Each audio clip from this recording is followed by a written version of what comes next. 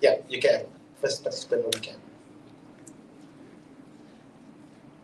Okay, let the judge Nadia to read the question. I think only one question. You have been one by one. Okay, give the question to the judge, and the judge will read the question, and you will prepare the answer. 6 minutes. You can go back to your place.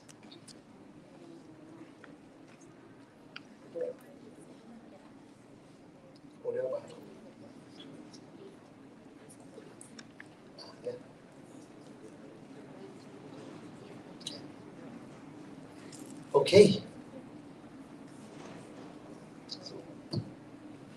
Okay, so I will read out the question. Okay, so once thought to be close to eradication, cholera continues to ravage communities across 6 continents. Yeah, so there are 3 sub questions. Okay, 3 questions. So state the etiological agent of cholera.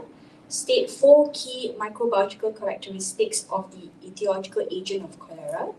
And the last question is explain 2 preventive measures for cholera.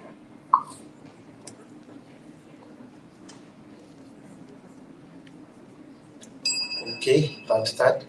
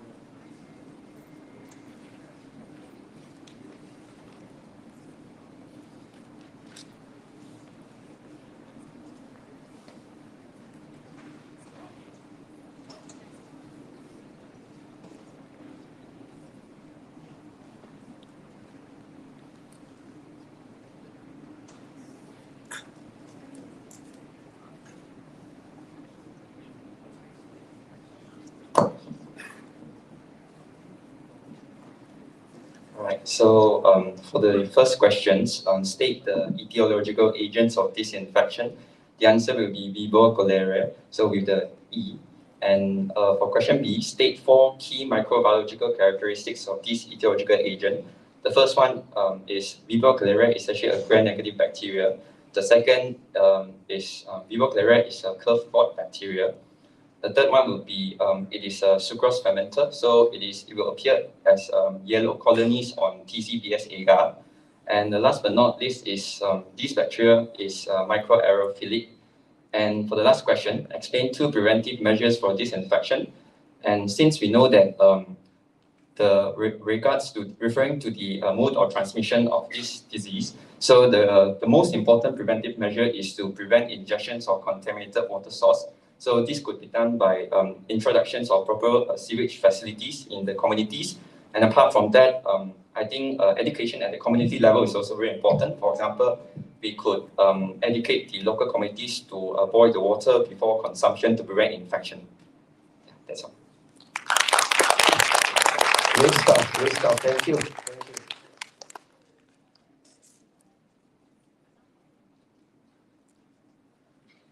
Okay. Can I call upon the participant from the second team?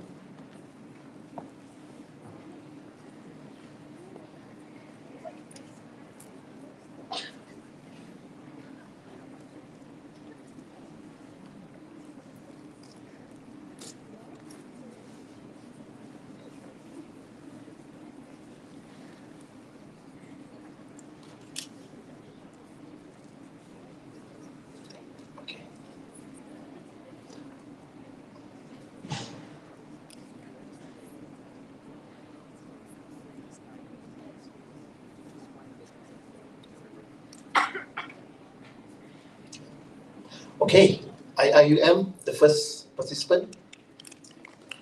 Can you please choose from Prof. Dr. Asrul, the man in the middle, the only man?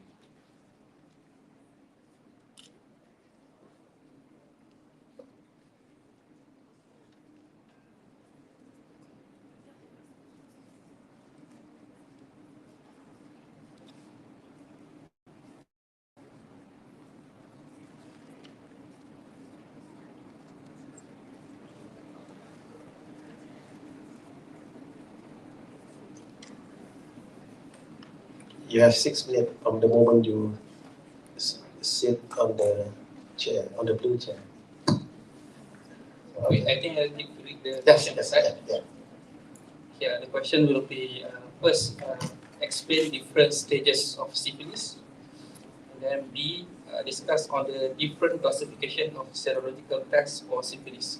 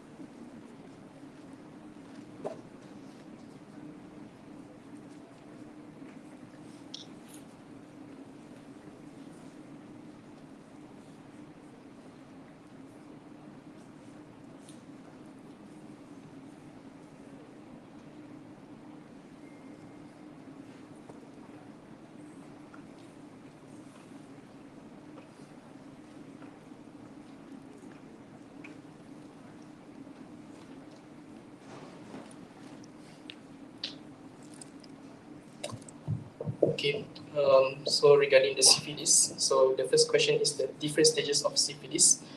Clinically, we can divide it into 3 stages of syphilis. The primary syphilis, characterized by the skin ulceration, predominantly at the genital area.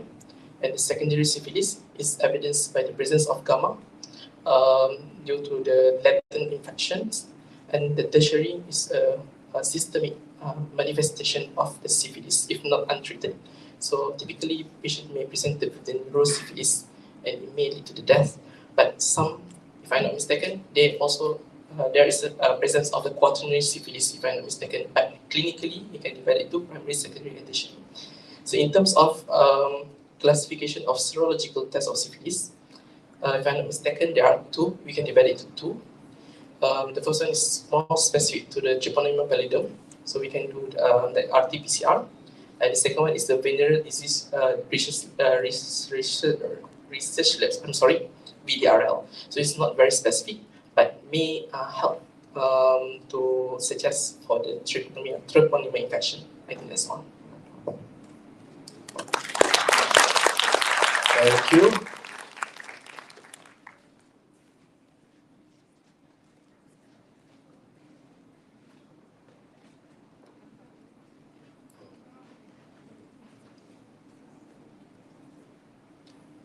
Okay, can I call upon participant from...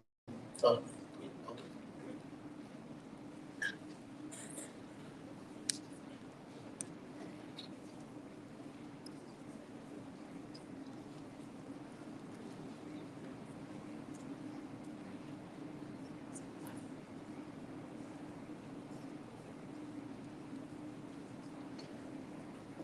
Okay, thank you. From MSU. It's not mainstream urine. No, go, please take the question from properly now. No, MSU just remind me of mainstream urine. Just lighten up the mood, you know. Must be UTI question. No lah.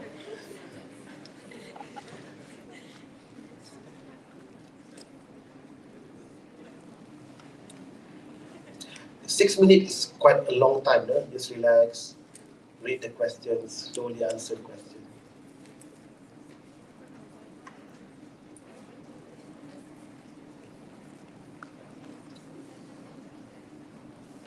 Latin, can you read the question, please?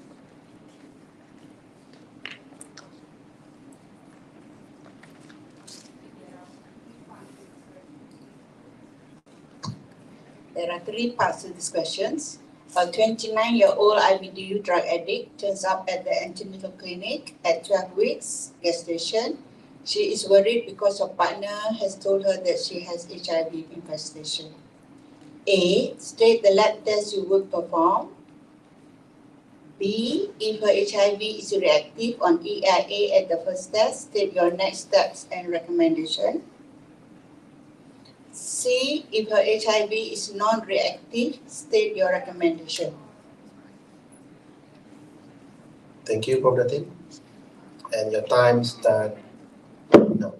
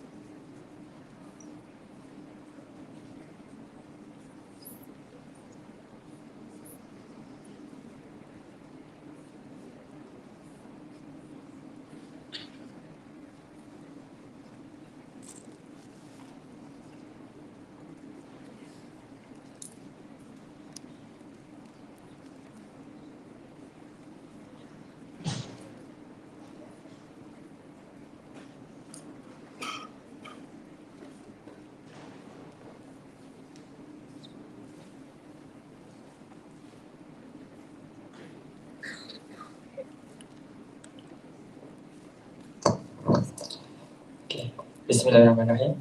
So the first question, state the lab test that will perform for this patient. So basically these patients are worried because his partner basically have HIV infections. So what we can do is basically we can do for the ELISA test, or basically we can do a rapid test kit. Okay, basically we can do a rapid test kit and we can confirm the diagnosis basically with the ELISA.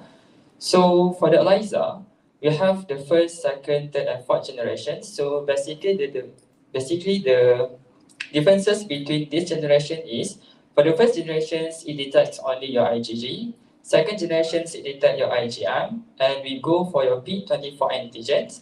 And for the last one, the fourth generations, it detects the whole IgG, IgM, and P24 antigens. So why the ELISA have many generations? Basically, this is to decrease the window period.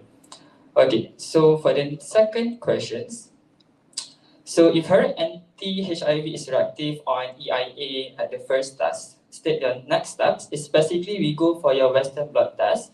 So Western blot test is the confirmatory test where we can detect our surface receptor, which is your GP120. As we all know that your HIV, basically it will bind to your GP120 on your CD4 cells. So Western blot can confirm your diagnosis.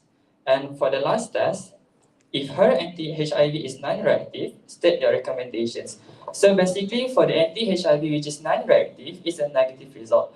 But since her partner basically have that HIV infections, so we cannot rule out like the future infections, okay, by her partner. So what we can do is basically we need to advise the patients to prevent the sexual intercourse by either using the condoms, or you must restrict the sexual intercourse until the patient's labor. Okay, so basically that is my questions. Thank you. Thank you. Thank you. So we finish this first round. We let the judges to deliberate the answer for a while, and we'll start with the second round. Again, back to UKN. And you will have to pick question from Dota. So wait, I know we are giving time for the judges to deliberate. Yeah.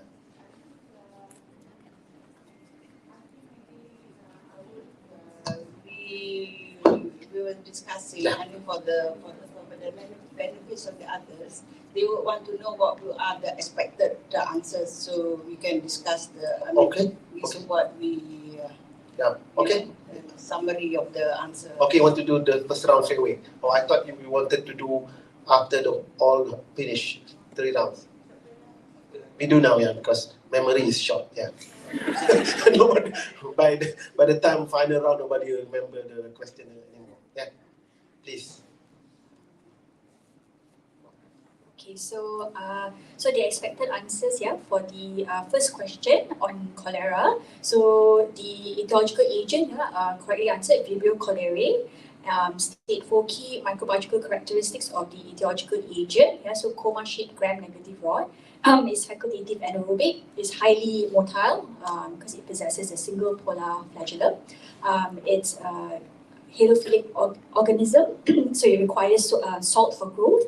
It's also a sucrose fermenter, as correctly stated by the participant who answered this question. So it produces yellow colonies on the TCBS agar, and it's also oxidase positive. The last question for the cholera question is explain 2 preventive measures for this infection. Yeah, because so cholera is a waterborne infection. So obviously a clean water supply is very important. Appropriate sanitation. That's also a key preventive measure for cholera. One thing that was not stated by the participant is the availability of cholera vaccination. So there are 2 oral cholera vaccines that are out there, but they're only limited to people who travel to areas with active cholera transmission. Yeah. Okay, and of course, if you're traveling to an area with where cholera is endemic, you have to take certain measures, avoid drinking tap water, avoid street food, avoid eating undercooked seafood, things like that. Yeah. Okay. So for the second question about syphilis, so as correctly pointed out by the participant just now, so clinically you can divide syphilis into 3 stages: primary, secondary, tertiary. But in between that, actually between secondary and tertiary, you have latent phase. Latent phase actually can be classified into 2: early latent phase and early latent stage and late latent stage. So early latent is within 2 years, okay, from diagnosis, and late latent is after 2 years. So basically latent, patient they don't have any clinical symptoms, so you diagnose the patient by screening, okay, through serological test. But early latent is quite challenging because early latent phase actually can be transmitted to, it's still infectious, importantly during pregnancy because it can be transmitted to the baby, that can cause congenital syphilis. The clinical symptoms of the conditions already explained by this participant, but for secondary syphilis, you don't have gamma in secondary syphilis. Gamma is more on the tertiary syphilis rather than secondary. Okay, so secondary is basically classified characterized by very non-specific symptoms. Okay, so patient can have rash, okay, body rash, fever, lymphadenopathy, and so on. Okay, so what the laboratory test for serological test for syphilis? Again, as correctly answered by the participant, you can divide into two types of serological tests, triple-negative antibody test and also non-triple-negative antibody test. So the triple-negative antibody test is specific. The non-triple-negative antibody test, such as VDRL, RPR, so they are non-specific. But again, even though it is non-specific, but the response is correlate with the clinical disease or clinical activity. So basically, if there is an active disease, usually your RPR will be high. Okay, the patient's RPR will be high. So for the triple-negative antibody test, so this is specific, but it is not useful for monitoring because it will be positive for life. Okay, so you cannot monitor syphilis treatment by using triple-negative antibody test. So that's a little bit highlight on the question about syphilis. For the HIV infection in pregnancy, okay, the whole test will perform. This is our first antenatal visit. So we expect to do the full works of antenatal test. First, so we start with counseling before testing, and then we have to do for the hepatitis B, HBs antigen, and anti-HBs. And since this such a thing, so you can perhaps do anti-HIV, RPR, and also rubella PIA for the rubella immunity. B, if the HIV is positive, correct, then you have to repeat and you can also confirm with the Western blot or with line immunoassay. And if it is reacting, you report positive, then you have to give the treatment to the recommendation to the treatment to the mother, and also prophylaxis to the newborn when it's delivered. Okay. And if the HIV is non-reactive, as your candidate rightly comment, that it should be repeated. It should be repeated because she is still at high risk. Repeat her week because she is at high risk, and some women may serial convert during pregnancy. Right, thank you, the judges. I hope the students can benefit from the answers, not just the participant, right? We learn as we go along. So can we start round two, judges? Shall I call, yes, participant from UKM, and can you pick a question from Prof. Asrul? Thank you.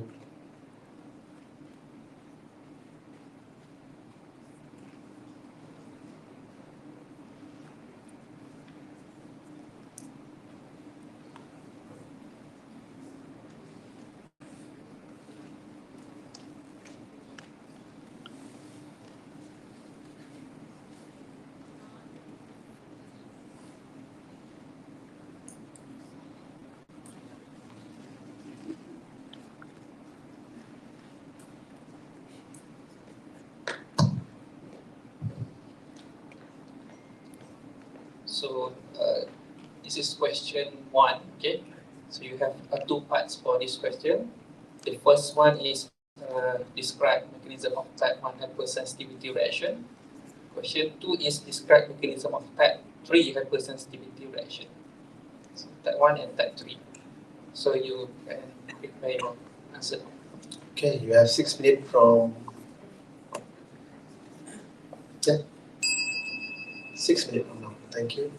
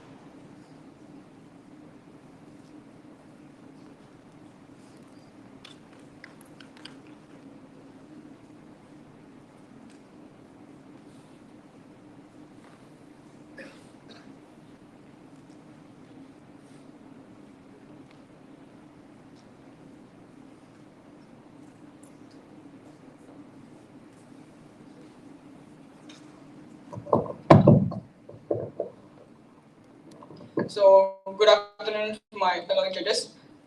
I'm Chantal from UKM. So what I received is for mechanism of type 1 hypersensitivity reaction, we call it as IgE mediated hypersensitivity reaction, which means that during the first exposure to the allergen, so usually these allergens are some harmless antigen to some people, but it's harmful to some particular people which have the genetic predisposition to this kind of allergen. So example of some allergen is the bee, the sting of the bee, and penicillin and other drugs, and some food, shellfish, etc. So during the first exposure to the allergen, the IgE will bind to the mast cell, which we call as sensitization. So during the second exposure, the mast cell will release granules, which will cause a series of inflammation reaction. So the things that they release are such as prostaglandin, histamine, leukotrienes, which cause increased vascular permeability, and then leakage of plasma fluid into the interstitial tissue, etc. And this will cause symptoms like allergy, eczema, flu, etc., and rhinitis, and more now, of course. So for the B, we have mechanism of type 3 hypersensitivity, which we call it as immune complex hypersensitivity reaction. So immune complex is basically the binding of antibody and antigen together, which we form the immune complex. So later on, this immune complex will bind to the endothelium, which is the cells of the blood vessels, and after that, it will attract white blood cells such as neutrophils, and this will act and damage on our endothelium. So what neutrophils release is, because neutrophils, we have three types of granules. First is primary eosinophilic, secondary specific, tertiary granules. So in the primary eosinophilic granules, we have things like myeloperoxidase, secondary specific granules, we have things like elastase, hyaluronidase, and for tertiary granules, we have lysozyme, hydrolase. So this series of reaction will cause damage to our endothelium and harm to our body. That's all from me. Thank you. Thank you.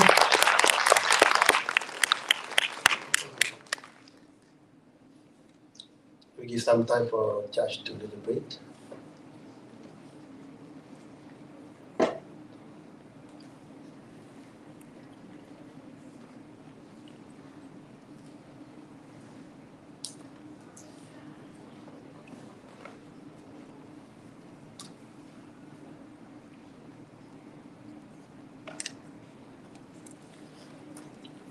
Okay, right. May I call upon participant from IIUM?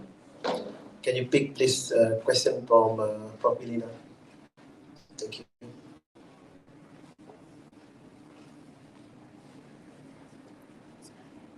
Prof. Elena, on the leftmost.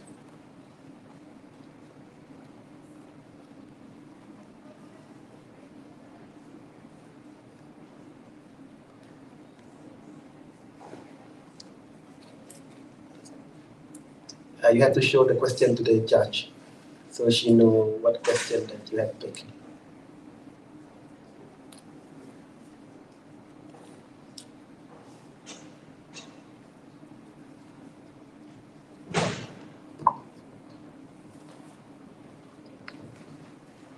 Okay, there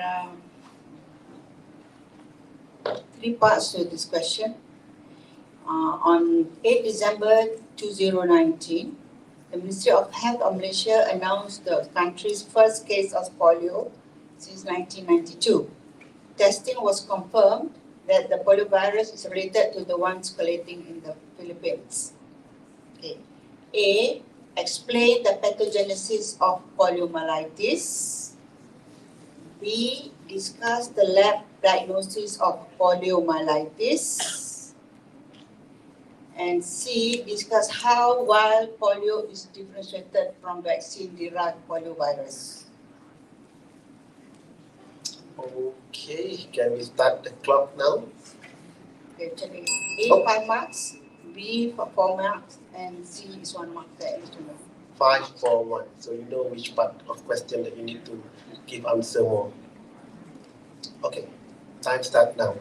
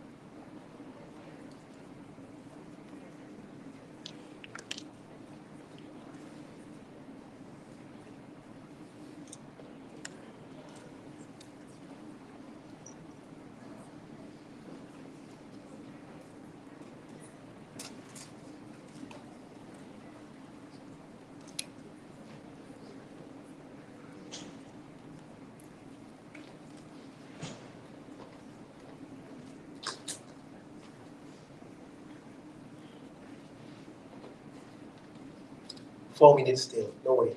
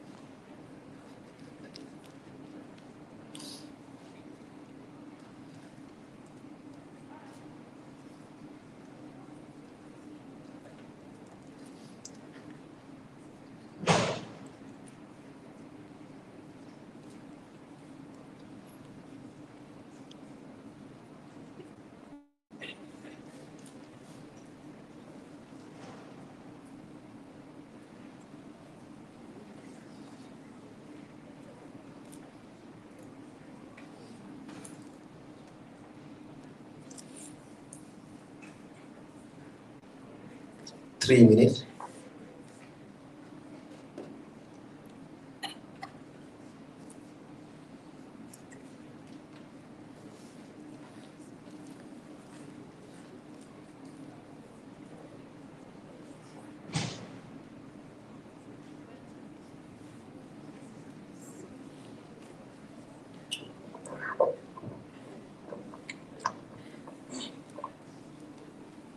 Test.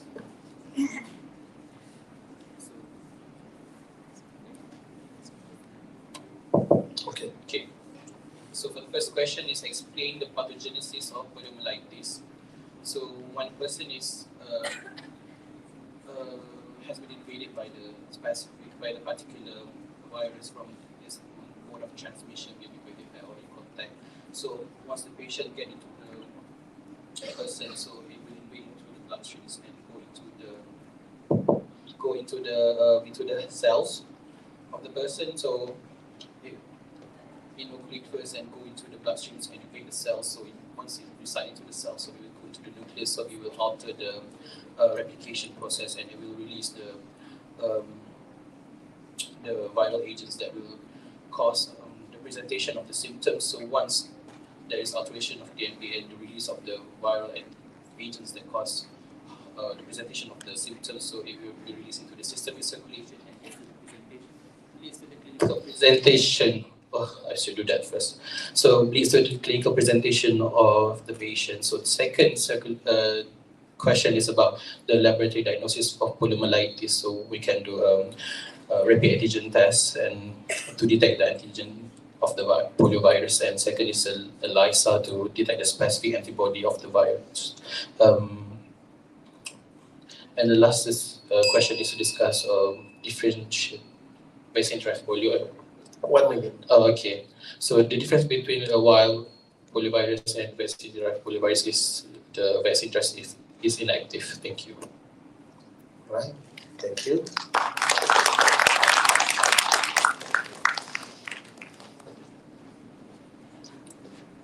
If nature calls, the participant can go, you know. Sometimes it's important. You have to answer the call. Thank you.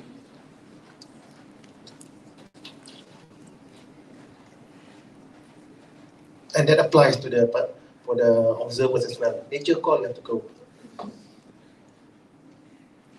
Right.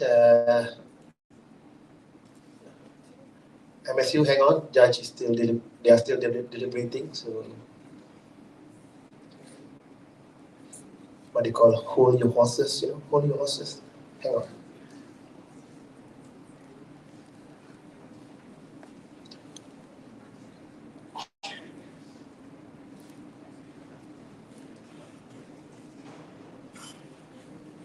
Okay, so may I call upon the second participant from MSU to pick a question from Prof.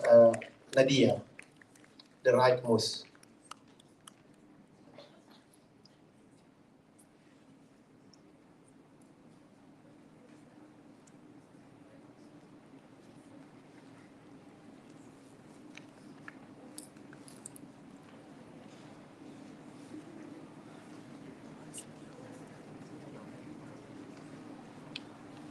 Okay, Dr. Nadia.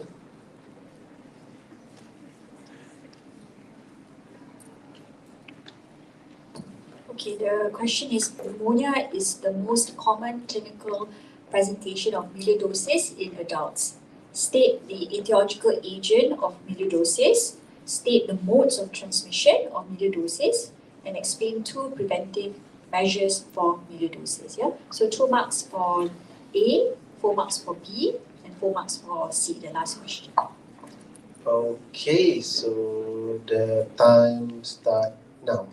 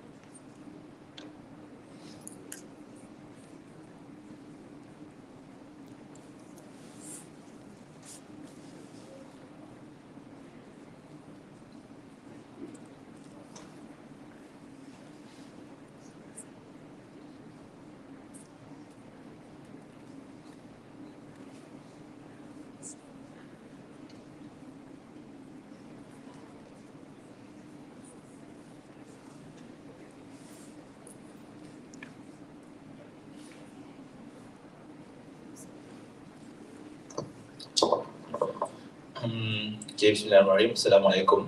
So for my question, pneumonia is the most common clinical presentation of melioidosis in adults. State the etiological agent of this infection. So if I'm not mistaken, the name of the melioidosis, chlamydo, is very hard to pronounce. I can remember the Malay at the back and pseudo Malay. Clamodo something. Sorry, I cannot remember well. So almost directly to mode of transmission of this infection. So since this particular bacteria is reservoir at the mud and water, especially in Malaysia, I can specific into paddy field area. So mostly mode of transmission of this particular bacteria by lesion directly on leg or something and oral. Lesion or abrasion on the skin, and also by the oral route, inhalation. And also the last question, which is explain 2 preventive measures for this infection. Just like I told before, that this particular bacterium usually is a lot in paddy field area, especially in Malaysia. Periphery. So prevent from playing at the mud and water soil area. And another one is practice hygiene properly, and like after we went to the mud or in the paddy field or something, just go wash hand properly and do a proper hygiene.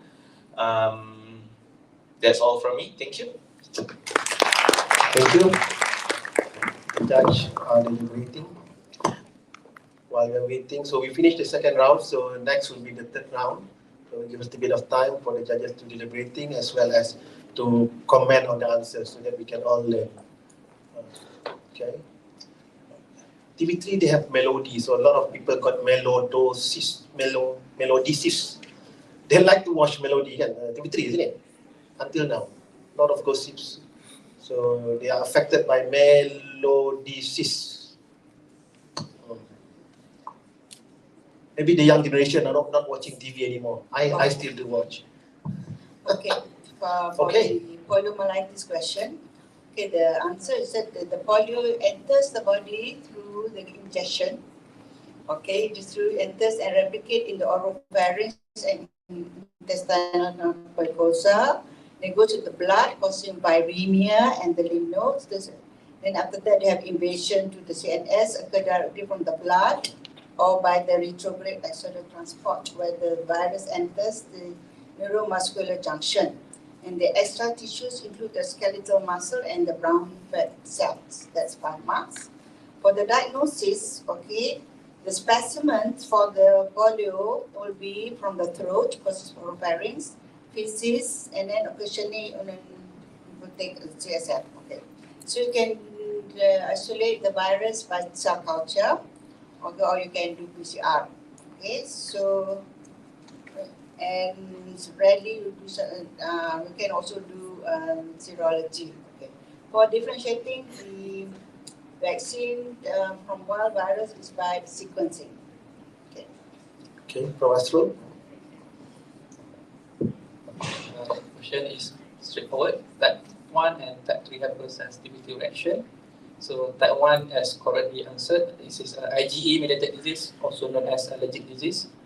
So for some individual, the atopy individual, they are predisposed to this condition.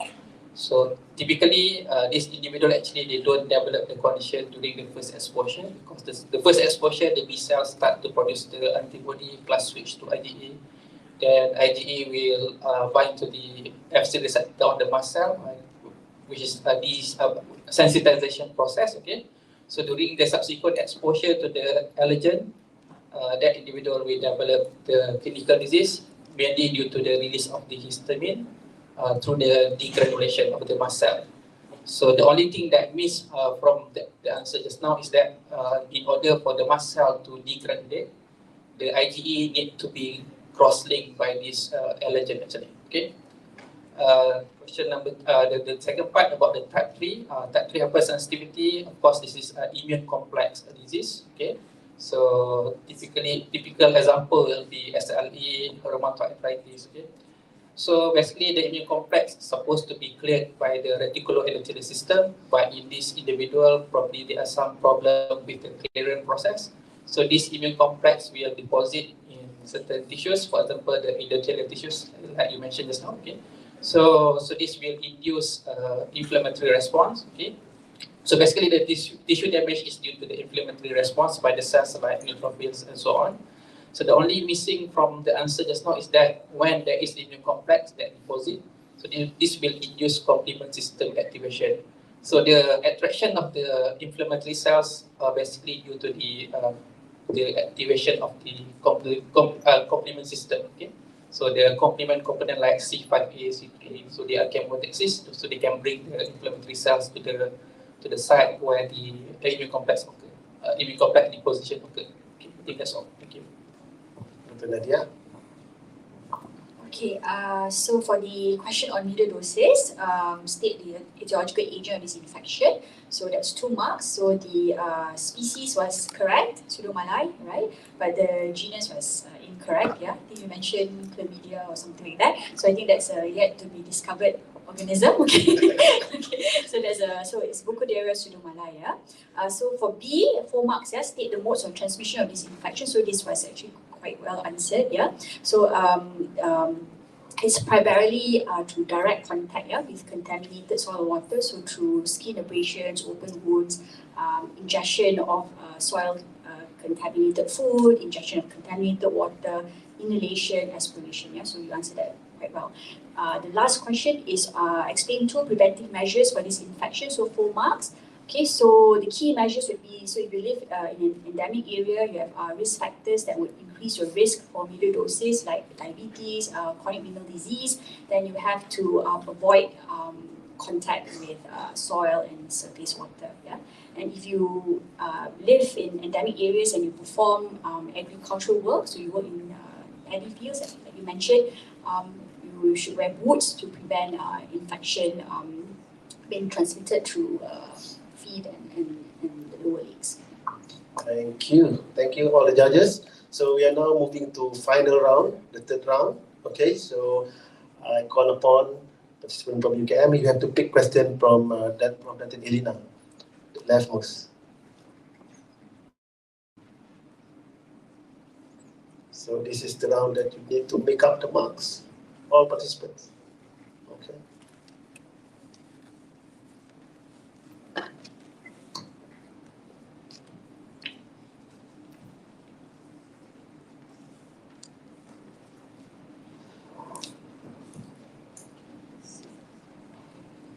Okay, take a seat.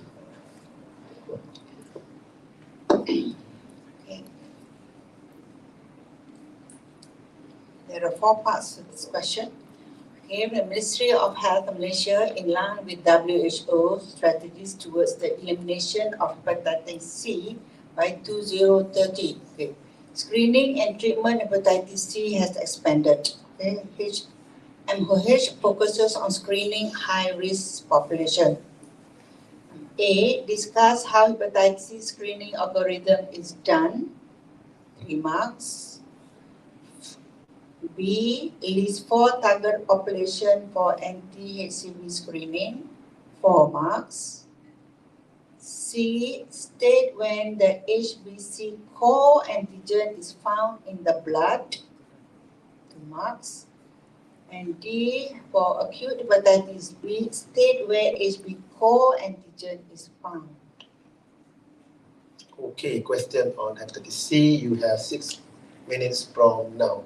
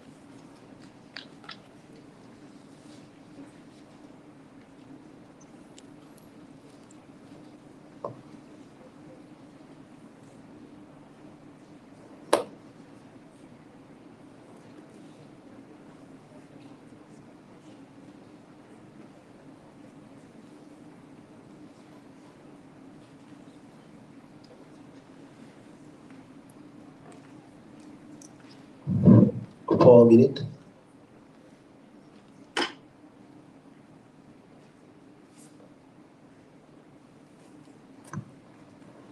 So for the first question, A, how hepatitis C screening algorithm is done. First of all, it is done by tracing the close contact of infected patients, and followed by counseling by explaining the procedure and also the importance of doing this test. And then symptomatic patients or symptomatic carrier is also taken into consideration. And cell culture polymerase chain reaction is also done by amplifying the DNA to get the result, and rapid antigen test is also done, but it is not as accurate. It will not give a accurate result. So for the second one, this target population for anti-HCV screening. The first one is since we will trace the close contact, so the first target population is the close contact of the infected person. Second one is a healthcare worker, and the third one is children below 5 age. And C state when HCV core antigen is found in the blood. So the HCV core antigen is found in the blood after a period of 7 days. So it will be present in the blood, and that is when we can done the screening. And D for hepatitis B state where is HBC antigen found. It can be found in the blood. You still have 2 minutes if you want to add more to your answers.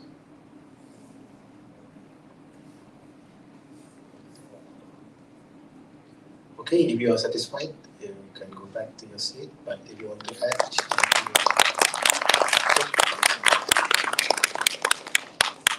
thank you.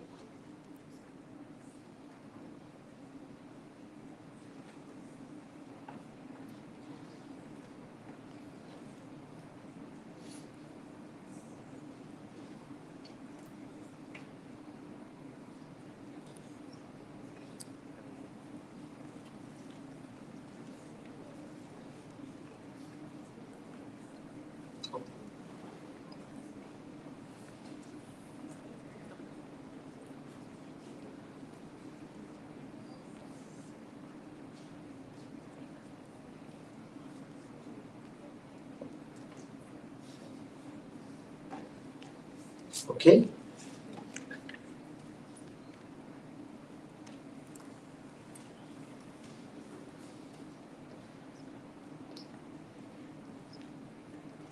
Okay, may I call upon participant from IIUM? The last, yeah, the last participant from IIUM. You have to pick question from Prof. Dr. Nadia.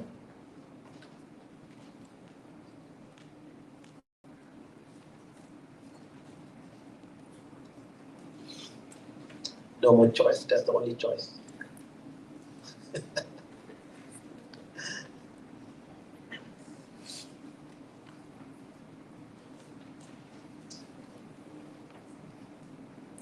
Okay, you may take your seat now, and Dr. Nadia will read the question to you. Okay. Nearly 2 billion people, so that's about 1/4 of the world population, are estimated to be infected with Mycobacterium tuberculosis, with the lungs being the major site for tuberculosis disease. Yeah. So, A, 4 marks, describe how TB spreads. B, 3 marks, state 3 risk factors for tuberculosis. C, 3 marks, state 3 preventive measures for TB. Okay, question on TB, you have 6 minutes from now.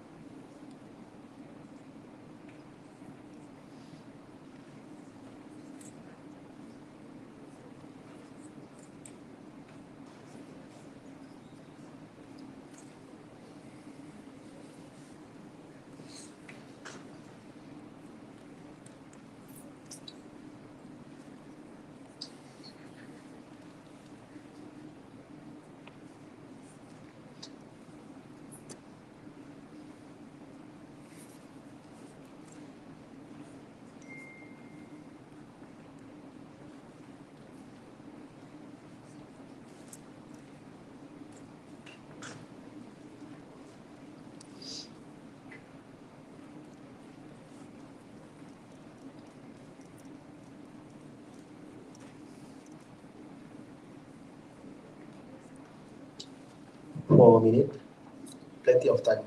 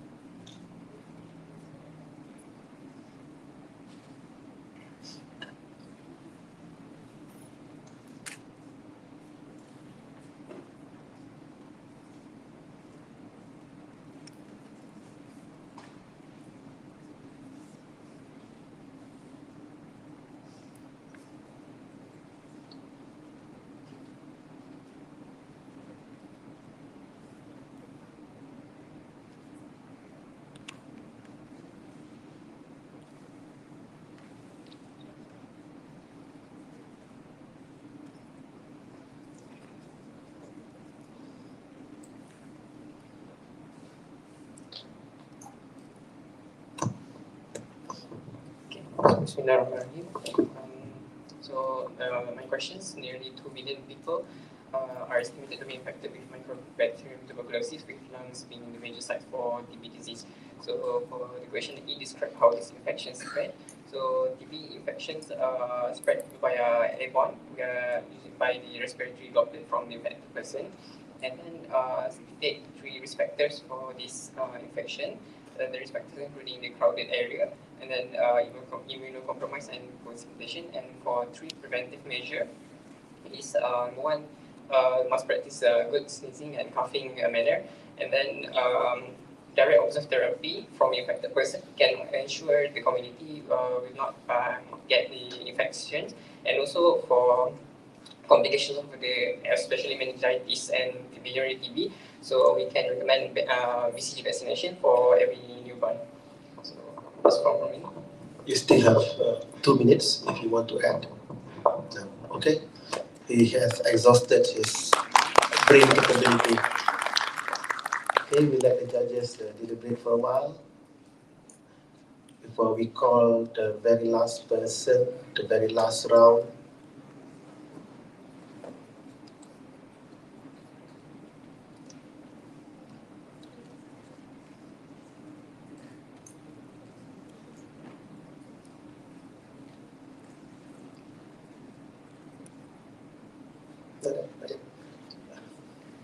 Hold your horses still.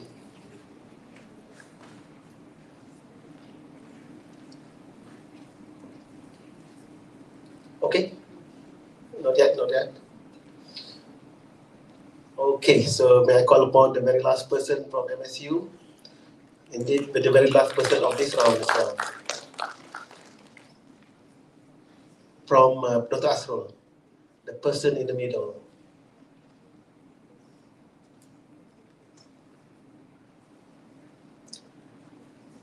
Okay, Dr. Asrul will read you the question when you get to your chair. Okay, Dr. Asrul. So there are 3 sections for this question. First one is describe the pathogenesis of cryptococcal meningitis.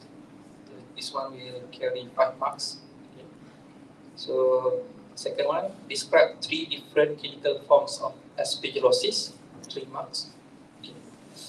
And then discuss 2 laboratory tests for aspergillosis, 2 marks. Okay, it's all about fun, girl. Okay, 6 minutes from now.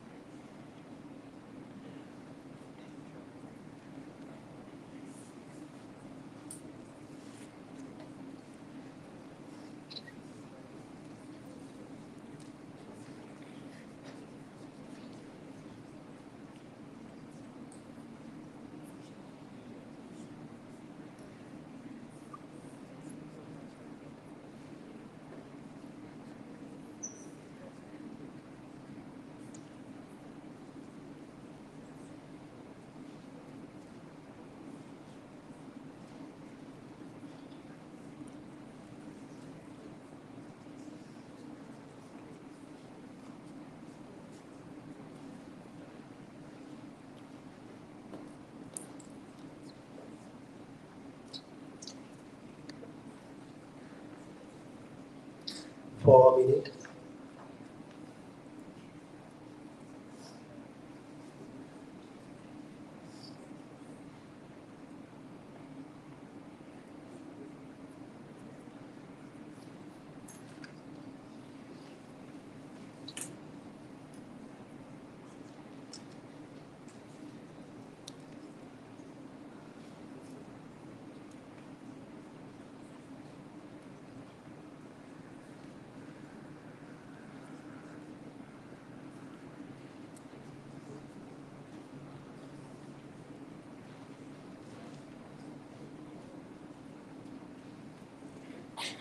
Okay.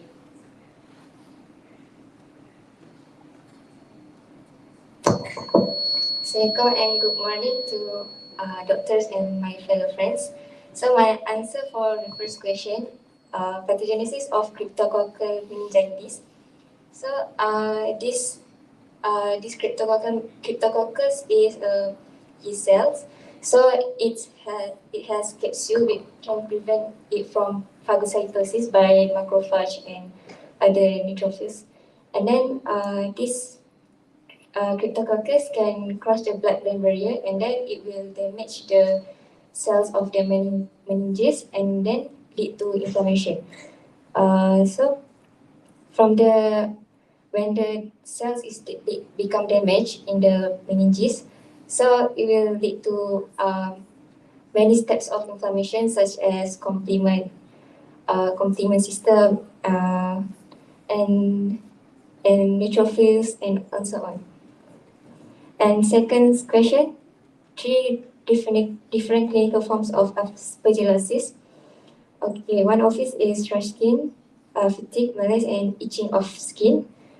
And for the third question, two lab tests for aspergillosis is firstly separate dextrose agar, which is specific to culture the fungi, yeast cells.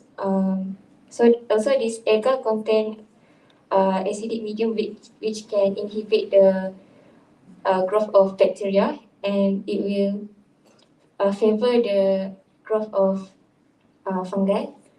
And then second test is microscopic appearance. We can see the unicellular budding yeast cells with spherical capsule. I think that's all for me. Thank you. Thank you. Okay, that concludes the third round. We wait the judges to deliberate and then they will give some commentary on the answers given by the participants.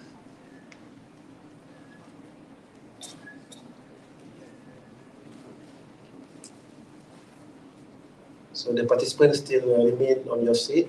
Once the judges finish giving commentary, then only you can be let off from the stage while we wait for the final announcement who will be the champion.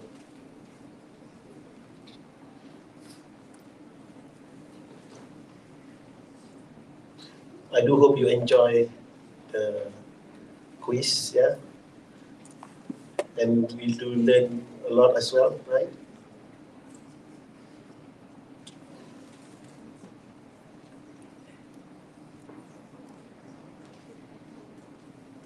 Okay, the judges are going to comment. So we'll start first for this round. So about the pathogenesis of cryptococcal meningitis, so actually we need to describe from the beginning how the cryptococcus go into the body. So this is through inhalation. So the primary site of infection is the lung. Okay. So after that, this yeast actually can disseminate, especially in immunocompromised people. So it will disseminate and through the bloodstream go to the brain. Okay. So that's the main organ actually, where the dissemination of the cryptococcus occur. Okay.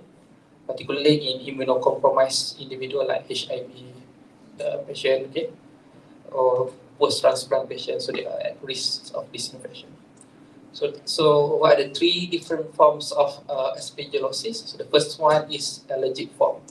So allergic form is again due to IgE mediated condition. Okay, so I think for those in clinical years, probably you heard about the what you call this ABPA, allergic bronchopulmonary aspergillosis. Okay, and then aspergilloma. Second one is aspergilloma. So they form something like a fungal ball and something like that. Okay, in the lung. So this is in the lung. And then the third form is the invasive form of aspergillosis. Means that is disseminate throughout the body. Okay. So how to diagnose or the laboratory test for aspergillosis?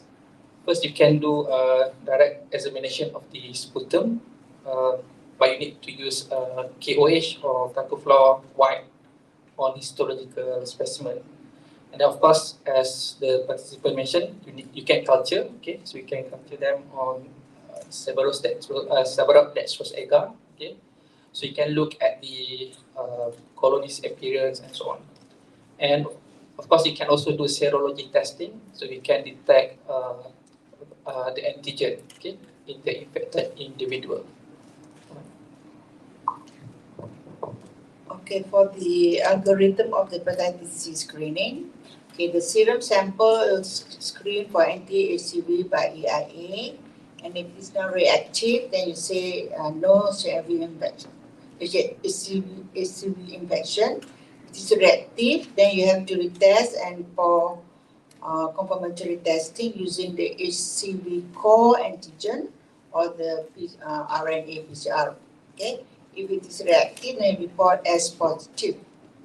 Okay, for the target of the target population for screening, then it's about those in high risk group. There will be IVDUs, healthcare providers, recipient of blood and blood products, and transplant patients, unexplained chronic liver disease, people who have exchanged sex for money, men who have sex with men, and then you have people with HIV, current and past prisoners, and those with hemodialysis on long-term hemodialysis, and children born to HCV-infected women.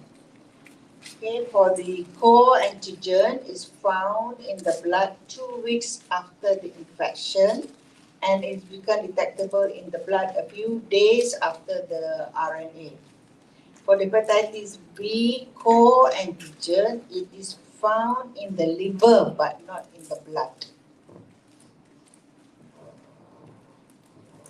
Okay, for the question on tuberculosis, okay, so A, describe how this infection spread. So 4 marks, yeah. I expected a more detailed answer for this lah, yeah. So TB spreads from person to person via inhalation of airborne droplet nuclei, which is 1 to 5 microns in size, and these particles are generated when someone with pulmonary TB or laryngeal TB coughs, speaks, sneezes, talks. So expected a more detailed answer for that. B, state 3 risk factors for this infection, so 3 marks. So risk factors for TB can actually be divided into 2 main categories. So you have your host risk factors, and then you have your social and environmental factors. Yeah? So host risk factors, so young adults, men, more likely to get TB compared to women, drug use, alcohol use, those who are immunocompromised, those of HIV on prolonged glucocorticoids. Yeah? Social and environmental risk factors, so being born in a TB endemic country, being a close household contact with someone with smear positive TB, and living or residing in community settings where there's crowding, which you correctly answered, yeah, and with very poor ventilation, yeah. So stage 3 preventive measures for this infection, so BCG vaccination, so that protects against pulmonary TB, and also highly effective against TB meningitis and disseminated TB in children, yeah. Prompt diagnosis, treatment with appropriate anti-TB regimen. So you mentioned about DOTS, so that's very important. So DOTS is something we practice in Malaysia. Contact tracing, and don't forget about if a patient is hospitalized, the patient is suspected or confirmed to have TB, you must make sure that airborne precautions are taken. The patient is put in a negative pressure room, and anyone who enters the room is in contact with that patient needs to wear an N95 mask. Yeah? Okay. Okay, thank you, Dr. Nadia, and all the judges, Prof. Irina, Dr. Hasrul, and Nadia, and a round of applause to the judges and to the participants as well. Again, so I hand over the program back to the housekeeper, who is the housekeeper here, and to give any announcement regarding what shall we do next. By the way, the participant, you are let off from the stage, so you can join your friends over there. Be the marhain again. Because now you were the stars, but now you are back to the herds. Yeah. Okay. So shall I pass the mic to housekeeper or the organizer for the announcement? Thank you very much. So my job finished here. Yeah? Oh, Prof. There's a request here to give overall summary. Yeah.